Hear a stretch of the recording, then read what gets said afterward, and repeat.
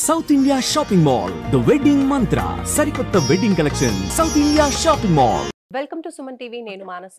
నిన్న గుజరాత్లోని అహ్మదాబాద్లో ఘోర విమాన ప్రమాదం జరిగింది. ప్రయాణికులందరూ కూడా మరణించారు. 241 మంది ప్రయాణికులు, అలాగే క్రాఫ్ట్ క్రూ అందరూ కూడా మరణించారు. ఒక్కరు మాత్రమే బ్రతికారు.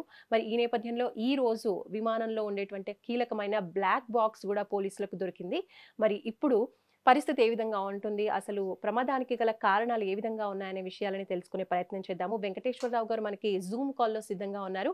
ఎక్స్ ఎయిర్ ట్రాఫిక్ కంట్రోలర్, వారితో మాట్లాడదాం. వెంకటేశ్వరరావు గారు నమస్తే అండి. నమస్కారం అండి. నమస్కారం అండి. నిన్న చాలా దారుణమైన విమాన ప్రమాదం జరిగింది. విమానంలో ప్రయాణిస్తున్న వాళ్ళందరూ కూడా చనిపోయారు. ఈరోజు బ్లాక్ బాక్స్ దొరికింది. కాబట్టి అంటే ప్రమాదానికి గల ప్రధాన కారణాలు ఏంటంటారు? అసలు ఎయిర్ టేక్ ఆఫ్ అయినటువంటి 5 నిమిషాల్లోనే ఈ ప్రమాదం జరగడానికి గల కారణం ఏంటంటారు? మెయిన్ కారణాలు మనకి తెల్లంగా కనపడుతూ ఉంది. లాస్ ఆఫ్ థ్రస్ట్ అన్నమాట. ఇంజిన్ లో నుంచి కావాల్సిన థ్రస్ట్ లేకపోవటం వలన, స్పీడ్ అనేది లేకపోవటం వలన లిఫ్ట్ అనేది జరగలేదు. దాని వల్ల ఏంటంటే కొంత హైట్ అనేది గెయిన్ చేయలేక ఎయిర్ క్రాఫ్ట్ అనేది పడిపోవటం జరిగింది. అది లాస్ ఆఫ్ థ్రస్ట్ అంటారు దాన్ని. దానికి కూడా చాలా వేరియస్ రీజన్స్ అనేది మనము కోట్ చేసుకోవచ్చు. Different reasons. కానీ అది ఆ రీజన్స్ కరెక్ట్ గా ఏ రీజన్ అనేది మనం ఐడెంటిఫై చేయడం అనేది ఇట్ విల్ టేక్ టైం అన్నమాట.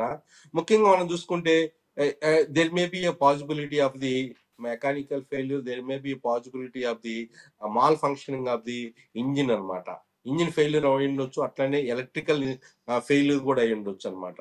అట్లానే ఇంకోటి కూడా మనం చూసింది ఏంటంటే అక్కడ టెంపరేచర్, అది మధ్యాహ్నం పూట అహ్మదాబాద్ లో ఎక్కువ టెంపరేచర్ ఉండటం వలన రన్వే లెంత్ అనేది చాలా ఎక్కువ కావాల్సి వస్తుంది. ఇంకోటి ఏంటంటే ఇది long hall flight, all of weight calculation కూడా చాలా పర్ఫెక్ట్ గా ఉండాలి. అంటే అఫ్ కోర్స్ ఆటోమేటిక్ గా ఏంటంటే ఫ్లైట్ మేనేజ్మెంట్ సిస్టమ్ అనేది కంప్యూటరైజ్డ్ సిస్టమ్ అనేది ఉంటుంది. కానీ ఓవరాల్ గా ఏంటంటే మాన్యువల్ కూడా కొంచెం వెసులుబాటు కూడా ఉంటుంది. కాబట్టి అక్కడ ఏమన్నా జరిగిందా? ఇంకోటి ఏంటంటే నేను చెప్పిన అంతకుముందు కూడా ఏంటంటే బర్డ్ హీట్ కూడా పాసిబిలిటీ ఉంది. కానీ అక్కడ ఒక పాసిబిలిటీ ఉండని కారణం ఏంటంటే ఇదేంటంటే ట్విన్ ఇంజిన్ ఎయిర్ క్రాఫ్ట్ అనమాట. ట్విన్ ఇంజిన్ ఎయిర్ క్రాఫ్ట్ లో 2 engine at a time bird heat అనేది రిమోట్ పాసిబిలిటీ. అట్లని ఎగ్జాక్ట్లీ గా మనం అవుట్ రైట్ తీసేయలేము. ఇది ఒకటి కారణం. అయితే ఇంకో కారణం కూడా మనం చూసుకోవచ్చు. 2 ఇంజిన్స్ ఒకేసారి ఫెయిల్యూర్ అవడానికి కారణం కూడా ఏంటంటే ఇంకోటి ఏంటంటే there may be of course ఇప్పుడు లేటెస్ట్ ఎయిర్ క్రాఫ్ట్స్ లో ఆ పాసిబిలిటీ అనేది లేకపోవచ్చు. కానీ బట్ ఫ్యూయల్ కంటామినేషన్ అనేది జరిగితే కూడా ఇటువంటి లాస్ ఆఫ్ థ్రస్ట్ అనేది జరుగుతుంది. ఫ్యూయల్ కంటామినేషన్ అంటే ఏవియేషన్ టర్బైన్ ఫ్యూయల్, ఏటీఎఫ్ అంటారు. యాక్చువల్గా టర్బైన్ ఫ్యూయల్ 2 ఇంజిన్ కి అదే ఫ్యూయల్ వెళ్తుంది కదా. అప్పుడు ఏది జరిగినా కానీ రెండు ఇంజిన్స్ కి ఎఫెక్ట్ అవుతుంది అనమాట. 2 ఇంజిన్ కూడా ఒకేసారి జరగడానికి అవకాశం ఉంది. ఇంకోటి కూడా ఏంటంటే మోడర్న్ ఎయిర్ క్రాఫ్ట్ లో FADEC అనేది కూడా ఒక ఎక్విప్మెంట్, సపరేట్ గా ఎక్విప్మెంట్ ఉంటుంది. ఇది full authority digital engine control system అనమాట. ఇది కూడా ఒకవేళ ఫెయిల్యూర్ ఇదేం చేస్తుందంటే యాక్చువల్ గా స్పీడ్ ఇంజిన్ పర్ఫార్మెన్స్ మాన్యువల్ చేస్తుంది. ఈ ఇంజిన్ పర్ఫార్మెన్స్ ఆప్టిమమ్ గా ఉండే విధంగా ఇది ఈ సిస్టమ్ అనేది, డిజిటల్ సిస్టమ్ అనేది కంట్రోల్ చేస్తుంది అనమాట. పవర్ ఎంత ఉండాలి, ఫ్యూయల్ ఎంత ఉండాలి, ఫ్యూయల్ ఏ విధంగా ఎంత స్పీడ్ లో వెళ్ళాలి, ఫ్యూయల్ గవర్నమెంట్ సప్లై అనమాట. అంటే టోటల్ గా ఎయిర్ క్రాఫ్ట్ ఇంజిన్ పర్ఫార్మెన్స్ అనేది ఇది కంట్రోల్ చేస్తుంది. ఇది కూడా ఈ ఎక్విప్మెంట్ కూడా ఒకవేళ ఫెయిల్యూర్ అయితే కూడా ఈ లాస్ ఆఫ్ థ్రస్ట్ అనేది ఉండడానికి అవకాశం ఉంది అనమాట. ఈ ప్రమాదం జరగకన్నా ముందు పైలట్ మేడే అనౌన్స్ చేసినట్టుగా కూడా మనము వింటున్నాం. అసలు మేడే అనౌన్స్ చేయడానికి గల కారణం ఏమై ఉండొచ్చు? మేడే అనేది యాక్చువల్గా ఇట్ ఈస్ ఏ కమ్యూనికేషన్ అనేది, ఒక కమ్యూనికేషన్ అనేది అంటే air craft and with pilot గా అందరూ ఏంటంటే under the control of the captain of the air craft అనమాట. వాళ్ళకి ఏంటంటే మేడే అనేది ఇది ఎమర్జెన్సీ కాల్ అనమాట. అంటే ఎక్స్టర్నల్ ఇప్పుడు ఇట్ ఈస్ ఎయిర్ లో ఫ్లై అవుతుంది ఎయిర్ క్రాఫ్ట్. వాళ్ళు మా ఎయిర్ క్రాఫ్ట్ ఎమర్జెన్సీలో ఉంది, మాకు వి రిక్వైర్ ద హెల్ప్ అనేది ఒక సంకేతము, ఒక ఇండికేషన్, ఒక కమ్యూనికేషన్ అనేది అసలు మేడే అనేది ఆ వర్డ్ కి ఒక meaning. It is Italian word, actual word అనుకుంటాను. యాక్చువల్ గా ఇది డిఫరెంట్ మీనింగ్ అంటే హెల్ప్ అనమాట. Actually it needs help. అంటే మేడే అనేది ఎవరితో డిక్లేర్ చేస్తారు? Communication with air traffic controller తో డిక్లేర్ చేస్తారు. ఎయిర్ ట్రాఫిక్ కంట్రోలర్ ఆ communication will take it as a granted that particular air craft it is in danger, it is required urgent attention and help. అది అన్నమాట. అంటే బయట నుంచి help కి attention తీసుకుంటున్నారు అనమాట. అది అది కూడా ఏంటంటే ఇప్పుడు ఎయిర్ క్రాఫ్ట్ పైలట్ అయితే మేడే అని డిక్లేర్ చేయటం జరిగింది. కానీ దానికి తగ్గట్టుగా ఏటీసీ ఎమ్మని ఇమీడియట్ గా రెస్పాన్స్ కూడా ఇవ్వాలి. There is separate SOP, standard operating procedure between the air traffic controller and the pilots or engine aircraft operators.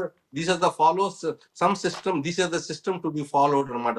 ఆ సిచ్యువేషన్ లో ఏం చేయాలనేది స్టాండర్డ్ ఆపరేటింగ్ సిస్టమ్ లో ఆల్రెడీ పొందుపరచబడింది. ఆ విధంగానే చేస్తారు, ప్రయారిటీ ఇస్తారు ఎయిర్ ట్రాఫిక్ కంట్రోల్ కూడా ఆ ఎయిర్ క్రాఫ్ట్ కి further landing or any type of assistance that will be given most attention, 100% attention. మిగతా ఎయిర్ క్రాఫ్ట్స్ అన్ని పక్కన పెట్టి ఈ ఎయిర్ క్రాఫ్ట్ కి ఏదైతే మేడే డిక్లేర్ చేసిందో దానికి ఫుల్ 100% అటెన్షన్ ఇవ్వడం జరుగుతుంది అనమాట.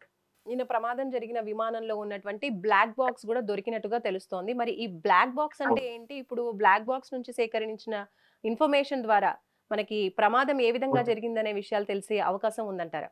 డెఫినెట్ అండి. యాక్చువల్ గా బ్లాక్ బాక్స్ అనేది it is air craft investigation లో గుండెకాయ లాంటిది. యాక్చువల్ గా దాన్ని లేకుండా ఒక ఎయిర్ క్రాఫ్ట్ యాక్సిడెంట్ లో ఫైనల్ రిపోర్ట్ అనేది అసలు ఉండదు. అంటే ఎయిర్ క్రాఫ్ట్ ఇందుట్లో కూడా ఏంటంటే ఇది ఒక టెయిల్ సెక్షన్ లో ఏర్పరుస్తారు. టెయిల్ అనేది బ్యాక్ సైడ్ మనకి వెనక తోకలాగా ఉంటుంది కదా, అది వర్టికల్ ఫ్యూజిలేజ్ అంటారు.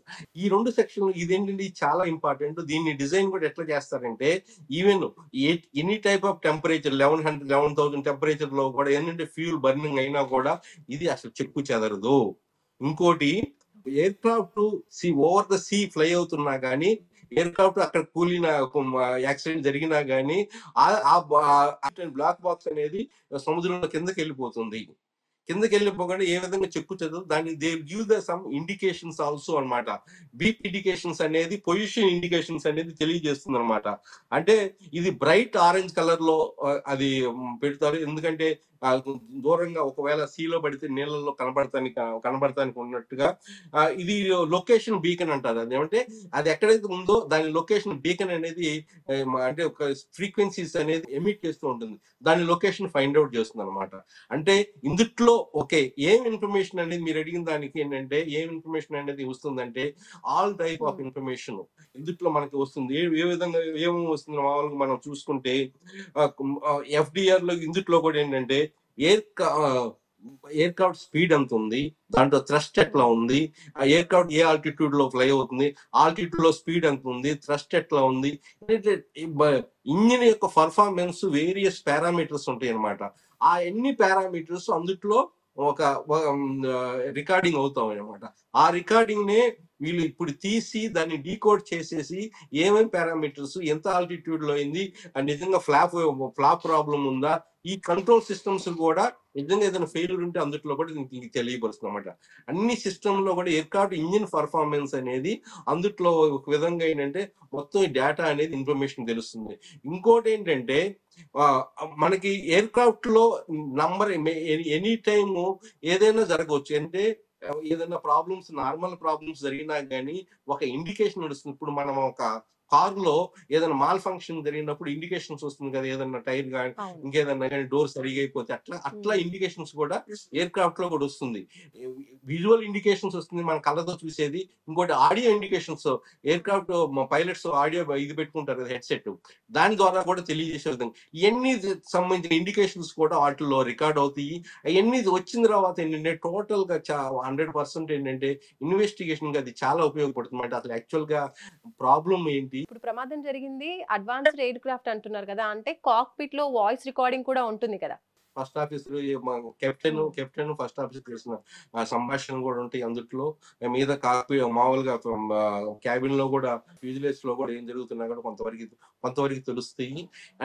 అన్ని రికార్డింగ్స్ ఉంటాయి ఇందుట్లో. అందుట్లో డౌట్ ఏం లేదు. ఇంకోటి కూడా ఇంకా ఏంటంటే ఇదే కాకుండా కూడా ఏంటంటే various instruments you can use it for the investigation purpose. Especially ఏంటంటే పైలట్ కి కంట్రోలర్, ఎయిర్ ట్రాఫిక్ కంట్రోలర్ కి ఏ విధంగా సంభాషణ జరిగినది సపరేట్ గా ఏటీసీలో కూడా రికార్డ్ అయి ఉంటుంది. అట్లనే ఎయిర్ క్రాఫ్ట్ సరిగా మెయింటైన్ చేస్తున్నారా లేదా, లాస్ట్ 5 years నుంచి ఏమేమి ప్రాబ్లమ్స్ వచ్చినాయి, అందుట్లో ఎయిర్ క్రాఫ్ట్ లాగ్ బుక్ లో మెయింటెనెన్స్ లాగ్ బుక్ ఉంటుంది, అందుట్లో కూడా చాలా వరకు విషయాలు తెలుస్తాయి అనమాట. ఏంటి మెయింటెనెన్స్ లాగ్ బుక్ కానీ, ఏటీసీ కానీ, ఇట్లాగా ఎఫ్డిఆర్ కానీ, ఈ సిబిఆర్ కానీ డేటా కానీ మొత్తం వస్తే ఆల్మోస్ట్ చాలా వరకు ఏంటంటే ఇన్ఫర్మేషన్ అనేది గ్యాదర్ అయ్యిద్ది.